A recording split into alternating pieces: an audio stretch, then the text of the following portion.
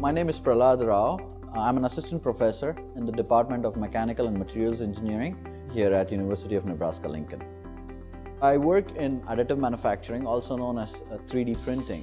My area in this is trying to make these parts which come out of 3D printers defect-free.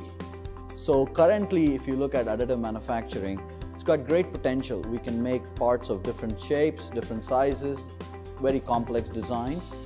But the problem is the parts we tend to get are full of defects. You can't use them safely right now in mission critical applications like aerospace and defense. So to be able to do that, we want to be able to make sure that every part we get out is perfect the first time it's built. For that purpose, I build on using sensors built into the machine, and while the part is building, we try to observe the signatures that these sensors can gather.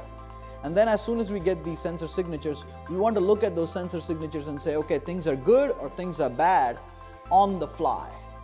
It's impossible for an operator to know what's going on and just stare at the machine. We won't be able to find a defect.